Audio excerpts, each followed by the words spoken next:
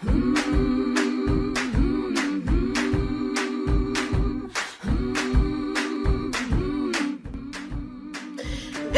is Kimberly Rice, and you are tuned into the Secret Sauce Marketing Tasting Show, the groundbreaking podcast for business bosses, professional women, and anyone who is hungry to learn how to create the career, business, and life of their dreams by charting their own course. So welcome everyone to another episode of the Secret Sauce Marketing Tastings podcast. I'm Kimberly Rice, President and Chief Strategist for KLA Marketing Associates, where we love to highlight the subject matter expertise and experts out in our field, those folks who have, kind of walked the talk themselves and trained it in others. And so today I'm so delighted to have my guest and dear friend, Janet Falk, to join us. Welcome, Janet. Kimberly, it's my pleasure to be back on the program. Yeah. So we've gotten such good feedback from our listeners that they love to get a sense of our guest, which we certainly want to do. But then, kind of what is the spotlight or the highlight of if you could do anything every day, what it would be. And then, of course, sharing, with our audience, some of the great tips and tricks that we've learned along the way. So I'll just jump right in. So Janet, we've known each other for quite some time, but why don't you share with our listeners a bit about yourself, your professional passion, and a few insights into your professional journey. Sure. So Kimberly, you have seen my business card and my logo, so you know that it's the shape of an octagon with the letter F for my name, Falk, embedded in that shape. And that's because I'm not a round peg. I'm not a square peg. I'm an octagonal peg. I have a very diverse background. It includes higher education, Wall Street, nonprofit, and legal services.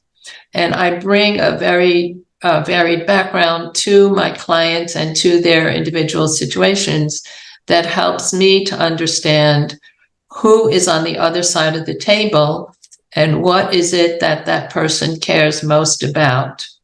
And understanding that means that we can begin to figure out where is that other party looking for information so that I can position my client in front of those potential prospects and have them understand that my client represents a solution to a problem. It may be a problem that they already know exists, or it may be a problem that they're not aware has a name, and I'm going to help them to define that problem and show that my client is the source who can address it. Yeah, I work with attorneys who have a small firm or a solo practice, and I work with other professionals and consultants, and I introduce them to reporters. But before I introduce anyone to a reporter, so that they can be seen talking about, hot topics that people need to know more about and how they can address this issue. Before I introduce someone to a reporter, I want to make sure that their website is up to date and their LinkedIn profile is commensurate with their professional status. A reporter is going to check you out on your website and on your LinkedIn profile. So you want to make sure that that speaks highly for you. And I'm sure we can delve into the particulars of this later on in our conversation. Sure. Yes, it's so incredibly important to have some online digital presence. It's really not even a question of if, it's an absolute non-negotiable. So that raises a great point. So, I'd be curious, Janet, for you to share with us a bit about, kind of what led you to now focus on your current area of PR and such. So, as I mentioned, I started my career in higher education, and I took an executive MBA style class, like an MBA, in learning about financial analysis, accounting, marketing, corporate strategy. And from there, I began my career on Wall Street. And working on Wall Street, I was often writing reports about different securities and whether or not you should invest in this particular stock of this particular company. In order to do that, I spoke with the investor relations professional, and that gave me an idea. That was like teaching, because I would be sharing insights and ideas and trying to persuade the other person what it is that they needed to understand in order to take a certain action, to buy or sell a kind of stock. And since I understood how Wall Street analysts thought and spoke and were writing, I thought that I could move to the other side of the table. So after I took a class in investor relations, I did what we now call networking, and I arranged for one of my classmates to introduce me to the senior vice president at his public relations agency where he worked. And from there, I worked for a series of public relations agencies, and from time to time in-house at different Wall Street firms and for the occasional nonprofit. And my last job was at a public relations agency whose principal client was one of the AmLaw 50 law firms. And my job there was to get the attorneys in the news as often as possible. That ended in December 2008 with the financial crisis. And so I hung up my shingle, and now I'm coming up on 15 years, Kimberly. In January will be 15 years of running my independent public relations consultancy. You know, it's such an encouraging journey, Janet, because there is no, one specific way of how to build and grow a business, service business, or any other type. And, to keep at it and figuring it out, and then to, have this level of longevity. We just here at KLA Marketing also celebrated 15 years as of October 1st. It was our anniversary date. And, it's like you think about all the years that we were as an employee in that environment and all the corporate structure and the regular rules and regulations and such. And, just what a different way to experience a career as an entrepreneur and business owner. Yeah, well, congratulations to you, Kimberly, on your anniversary. Thank you. Thank you. So let's get right into the meat of it and talk legal marketing PR. And I want to give you plenty of time, Janet, to share with us what you're calling the confirmation process, which you allege is different than the usual marketing approach known as the buyer's journey. So please do, Janet, share with us. Right.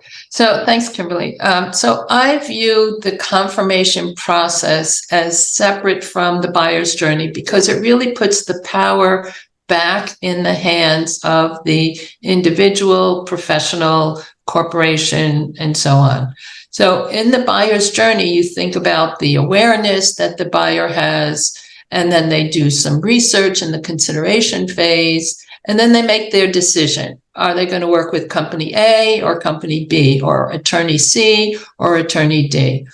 Now, when someone lands on your website, you don't know where they are in that process. So you want to make sure that your website is going to address them at those individual stages. So let's think about this. An attorney gets a call from someone and they don't know how that person found their name. Did they see them speak at an event? Or did they read a news article in which they were quoted? Or did someone refer them?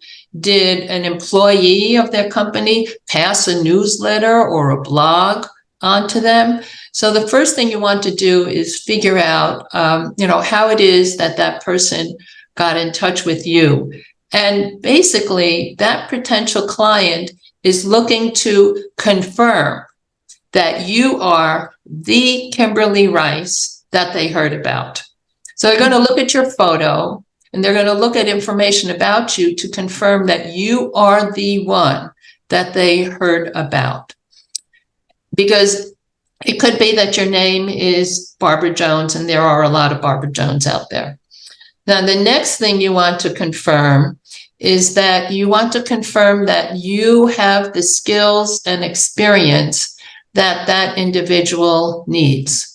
And in order to do that, you want to have material available that is going to show your knowledge. You want to have places that you've spoken. You want to have articles that you've written. You want to have your newsletter. You want to have other ways that people can say, yes, this is the person that I heard about.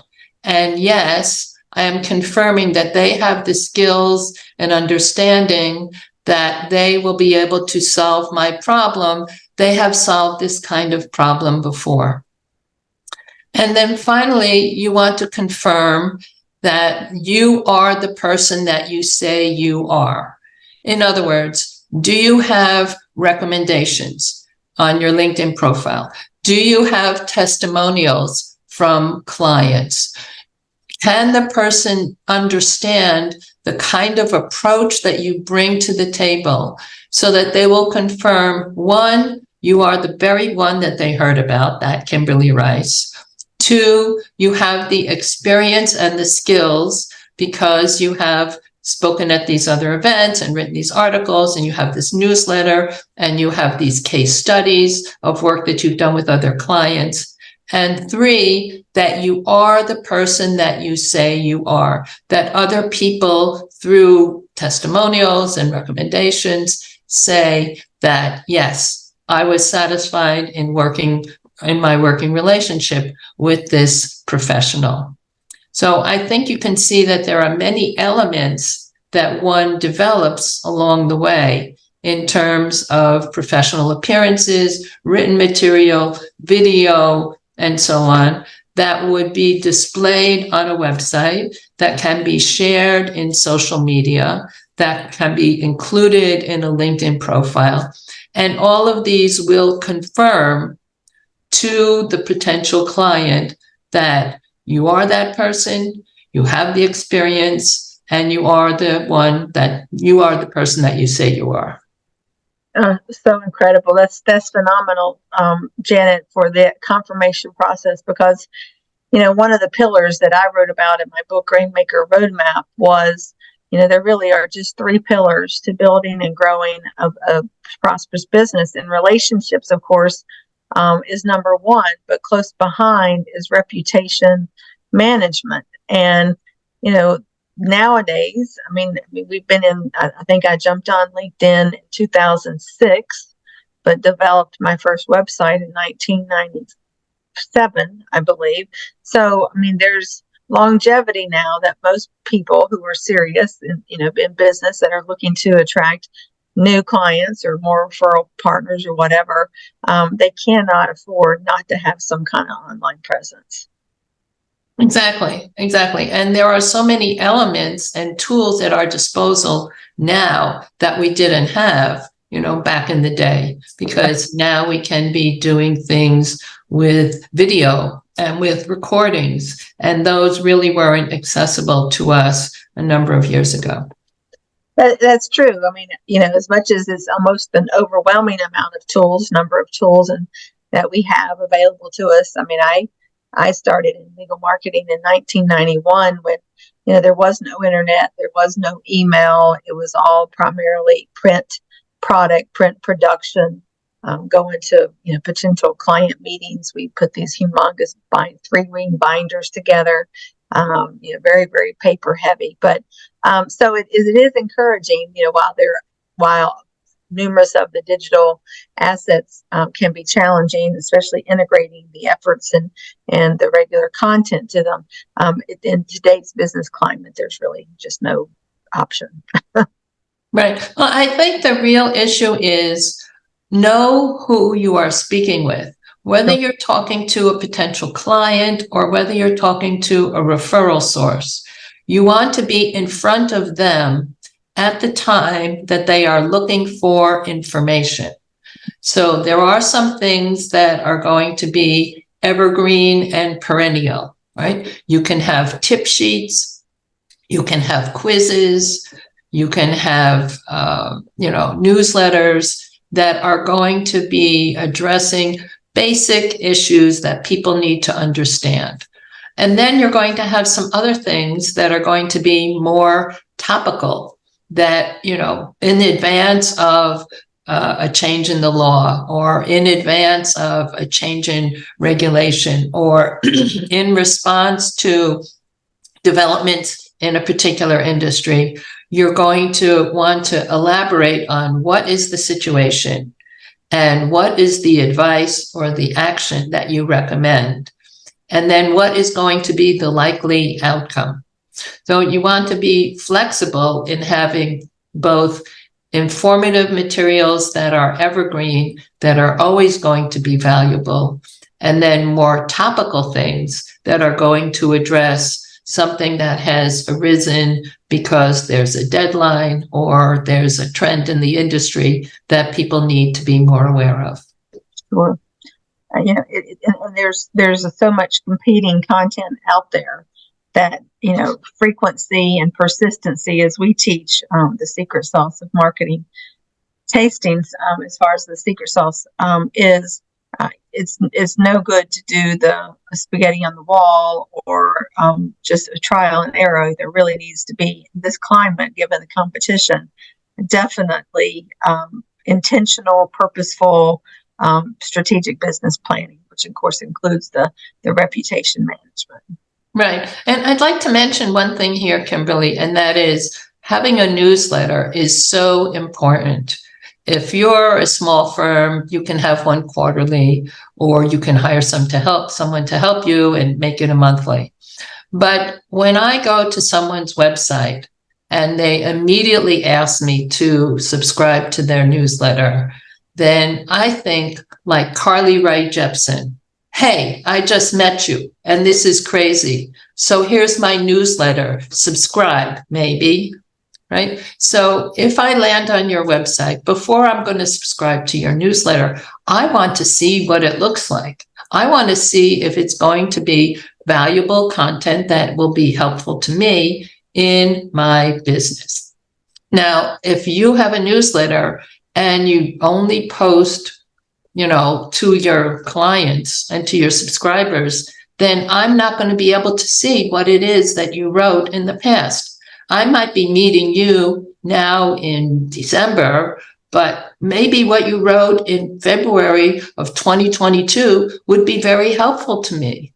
Why wouldn't you put all your newsletters on your website so that I could see going further back? Maybe there's a topic that would really strike me and hit me and help me to solve a difficult situation. So you can't be hiding your newsletter content. My recommendation is to have newsletters quarterly, if not monthly, and to post them all on the website so that you make it easy for people to learn more about what it is that you have to say. And to push this point a little further, many people have a blog, but I find that not everyone has a blog where you can sign up to get the blog. I mean, you do, Kimberly, you have a place to subscribe to your blog. But if you just have a static blog on your website, then you're asking me to remember to visit your blog. Now, I'm a busy person. We're all busy people. And no one wakes up in the morning and says, gee, I haven't heard from Janet Falk in the longest time. I better check out her blog. And as I used to say, not even my mother thinks like that. So if you're going to have a newsletter, put all your newsletters on your website. That's what I recommend. And if you're going to have a blog because you think it's going to help you with being discovered through SEO and so on, then make sure that people can subscribe to your blog, because otherwise you're making them remember and they're too busy to remember to check out your blog. It's so critically important to make it, especially in the client attraction space, even within the digital social media marketing space, it's all about simplicity. Fewer words, more pointed words, having a very obvious and frequent place on the website to register, say for example, the newsletter or the blog, whatever you want, the visitor, the targeted visitor to do. It has to be done so I guess, assertively as far as out there to be seen multiple places, even on the website, cross-linking those. But yeah, it's unfortunate that even here we are in 2023, and lawyers are, maybe paying somebody else to write the newsletter, or it goes out sporadically or whatever, but that they're just not educated to yet to the value of leverage and how to trade on that. And Right. And as I said, it may be that your newsletter is forwarded to somebody else, and that is how that person finds out about you, Ms. or Mr. Attorney. right. Right. So I want to be mindful of our time, but I wanted to turn the focus a little bit as far as what you see on the horizon that is or has disrupted, business as usual as it relates to leveraging PR tactics and techniques. Well, as you pointed out, Kimberly, it is a very crowded and competitive marketplace. And so it is difficult to make yourself be seen and be known. So one thing that I do with my clients to introduce them to reporters is, especially at this time of year, when we're thinking about the end of the year and what's going to happen next year, is I ask my clients, what is your outlook for the industry that you work in for 2024? And whether they are going to be right or wrong, it doesn't matter. The point is that they have ideas. At this time of the year, reporters are going to be writing outlook stories, and I want to make sure that my clients get seen in those outlook stories so that they will be recognized as having their finger on the pulse of what's happening in their particular industry or in their particular sector or in their particular geographic area. So I encourage people to look at the bigger picture. And in fact, there are all different ways that you can look at the bigger picture. You can look at the impact of technology. You can look at competition. Is there going to be more M&A? Is there going to be more initial public offerings? Who are the bigger players that are going to start emerging, and so on. There's a lot of ways to look at the landscape of your particular geography or industry and figure out what's going to happen. And whether you're right or wrong doesn't really matter. What does matter is that people will see you as someone who is taking into account what is an overview and so on. And next year, at this time of year, reporters will remember that you raised the flag and talked about what were the big picture issues, and they will come back to you and want to get an update on what you see as the new emerging trends. Fascinating. Yes, and that is so true. I mean, you just can't, we talk about earned media and paid media, and what you just described is, one of the greatest ways to get coverage that is earned, not paid. Right. Exactly. So let me ask you, Janet, I mean, this has been all such a fascinating conversation as we continue to think about our clients who struggle in the social media, digital marketing space in an effort to integrate those practices to grow a prosperous business. I see, all sectors struggle with these very issues because there's not oftentimes a dedicated employee on the inside, or they don't have an outside agency of some sort, and it just they're not really that educated. And so when folks like you and I come along, it requires a lot of education, etc. But so I wanted to, give you an opportunity to add anything additional as we're wrapping up here that, that you've seen out in the marketplace that, has been useful for your clients. So I like to think about marketing and, believe it or not, baseball, Kimberly. And I think about how you can do a variety of activities, and I put them all together and I call them your marketing RBI. RBI stands for runs batted in, and of course that's how you score in baseball, and that's how you win. So these are the 5 ways that I think everyone could be improving their marketing RBI. And the first one is networking.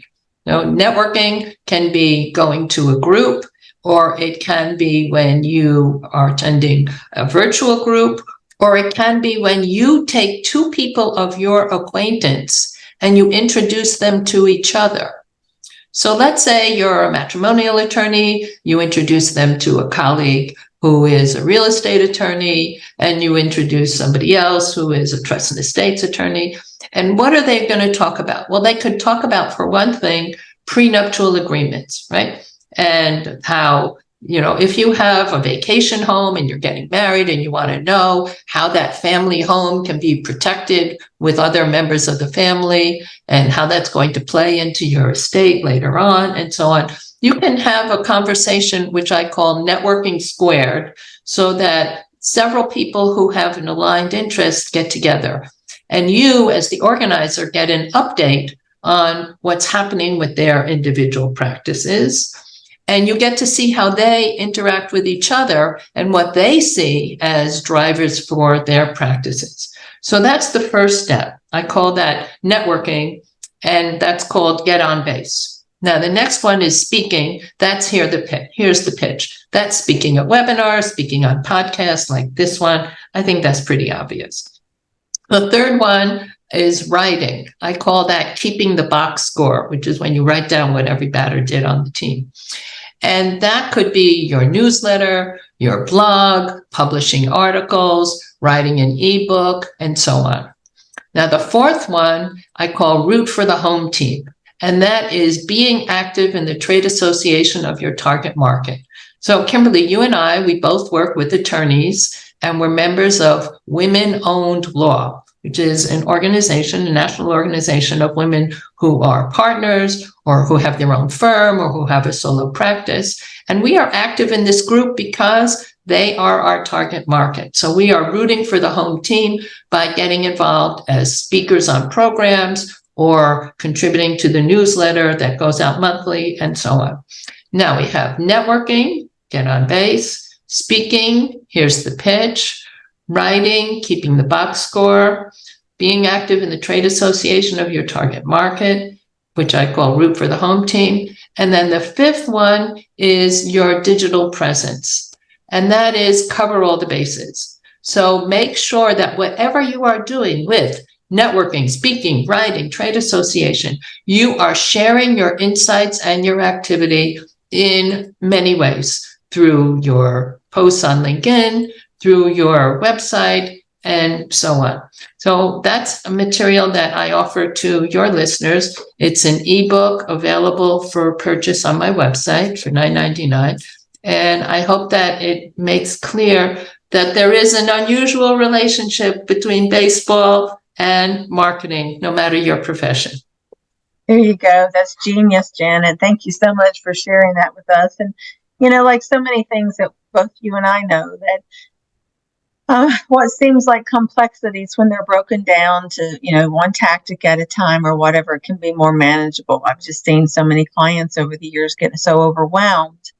What I say is the secret sauce of marketing success and being the consistent, persistent, massive amounts of action over a prolonged period of time. And what that really just says is that, get clear on your strategy. What is it that you want to accomplish? And I've certainly worked with attorneys and firms who said, we just want to make more money, which is kind of a backwards way to kind of get what you actually asked for.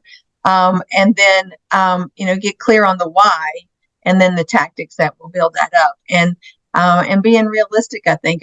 Many times my team and I have, engaged in web development, we run in social media, digital marketing programs, and it takes time to build traction online. But if you're not showing up consistently and persistently, it certainly is going to take longer.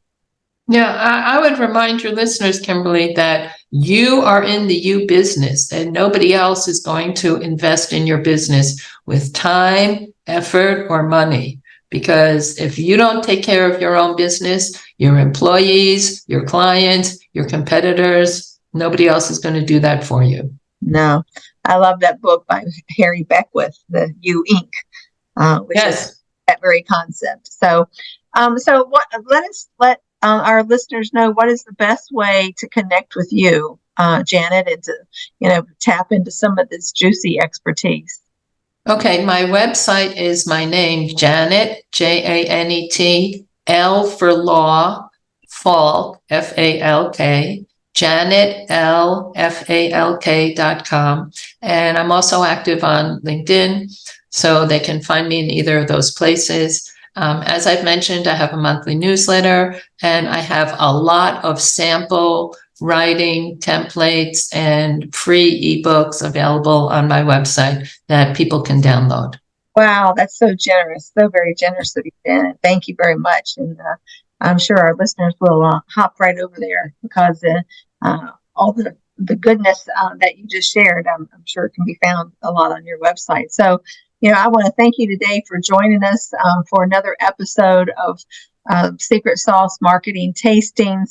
We love speaking with experts in the industry across the country to bring, education and greater understanding that ultimately leads to greater businesses and growth and productivity. So thank you again to Janet, our guest, Janet Falk of Janet Falk Public Relations, and to you, our listeners, for letting us into your podcast phone, wherever that may be. Until next time, absolutely be the change that you want to be in your market and your world. Thank you. Thank you, Kimberly.